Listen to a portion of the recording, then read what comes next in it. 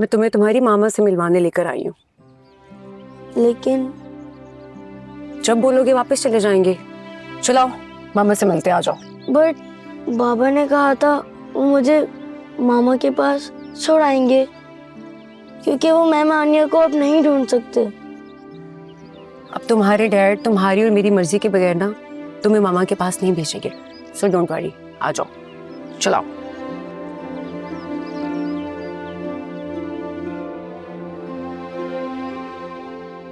Any, any,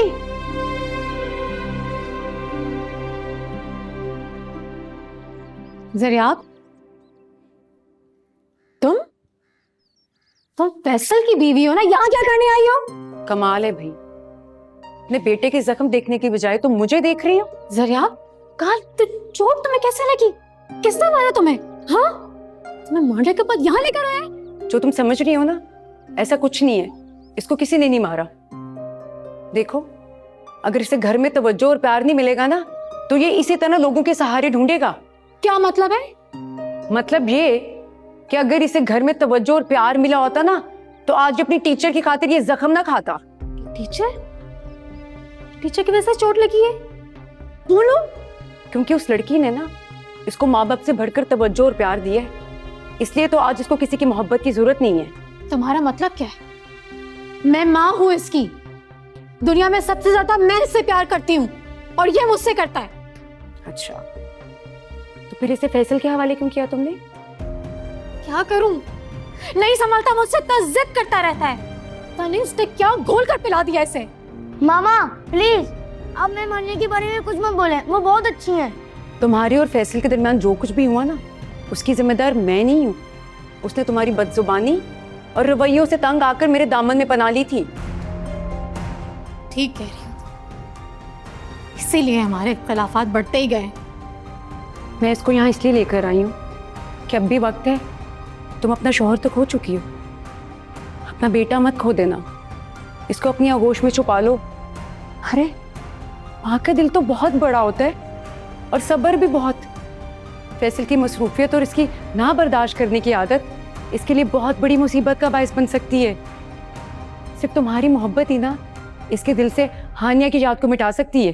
नहीं, मैं ma'am आनिया को कभी नहीं बोल सकता। और आपने मुझे कहा था क्या मुझे मामा से मिलवाने लाई हैं, लेकिन अब आप मुझे छोड़ने की बात कर रही हैं। सुन लिया? देख लिया ना कितना जिद्दी हो गया ये। इसको संभालना मेरे बस का खेल नहीं है। अब मैं इसकी जिद्दें पूरी करने की पोजीशन में नहीं हूँ। बहुत अफसोस की बात है, मुझे तुमसे यही उम्मीद थी। जरा आप जाओ बेटा, तुम जाकर अपना सामान पैक करो, हम लोग निकलते हैं। मैं इसके ना कपड़े रेडी करवाती हूँ और इसके लिए ना मैंने फ्रूट एप्पल भी बनाया है, तुम साथ लेके चली जाना। हाँ, ऐसी माँ हो तुम।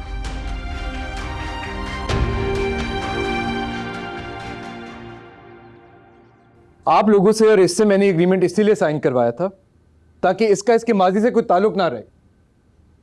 हाँ, तो मैंने अपने माजी को कब आवाज दी है? तो फिर वो क्या था?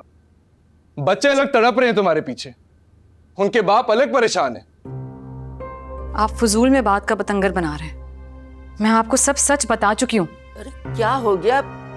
क्या फिर वो नासिर?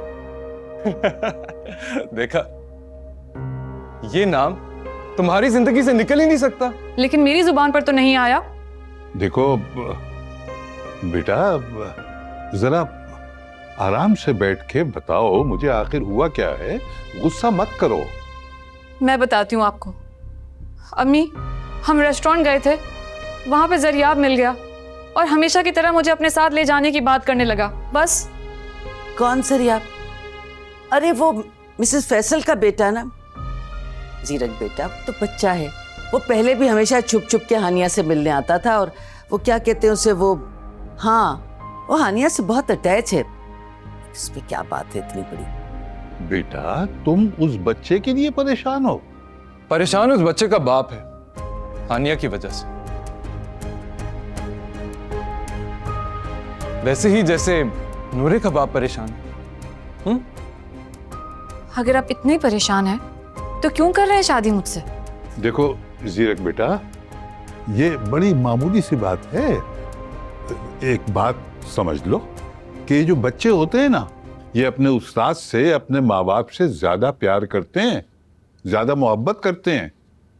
और फिर वो बच्चा है ना, वो बच्चा है, वो बच्चा है, इसीलिए उसको इसकी और नासिर की मोहब्बत के बारे में सब पता है। प्लीज, आप बार बार ये नाम क्यों लेते हैं? इसलिए क्योंकि अब तुम मेरी मिल्कियत हो। करोड़ों रुपए खर्च किए मेरी माँ ने तुम पे, तुम्हारे इस खानदान पे, हमारी रिसेप्शन पे 5 स्टार बुकिंग हुई भी। जिस तरह आप सब यहां पे तैयारी लेके बैठे हुए हैं, उधर हाई जंटी में मेरी शादी में शिरकत के लिए तैयारी हो रही है। मैंने आप जैसे इंसान से इस बात की तवक्को नहीं की थी।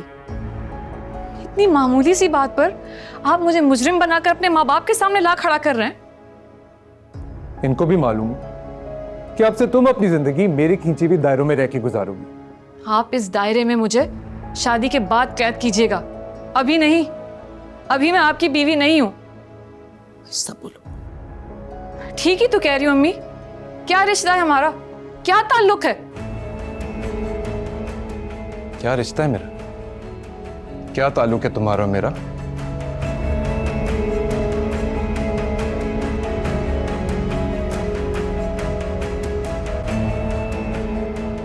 चलो मेरे साथ। क्या कर रहे हैं आप? कहाँ लेके जा रहे हो बेटा? छोड़े। खामोश, चलो यहाँ से। अम्मी, चलो। छोड़ो मेरा हाथ। मेरी बच्ची। जीरा का आप कहाँ ले जा रहे हैं मुझे? कुछ जवाब तो दें। प्लीज प्लीज आहिस्ता चलाएं, मुझे बहुत डर लग रहा है। जीरा का आप इस तरह कहाँ ले जा रहे हैं?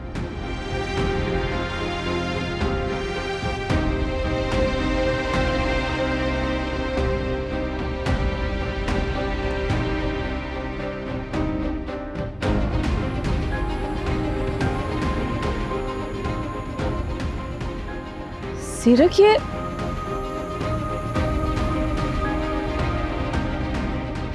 ताना दिया था ना मुझे, हमारे बीच में कोई ताल्लुक नहीं है, इसीलिए कि हमारी शादी नहीं हुई भी। अब जुड़ेगा रिश्ता हमारा। वो तो मैं बस ऐसे ही कह रही थी। इसी वक्त हमारी शादी होगी आनिया, इसी वक्त। क्या आप क्या कह रहे हैं? गाड़ी से उतरो आनिया, गाड़ी से उतरो। मैंने कहा उतरो गाड़ी से।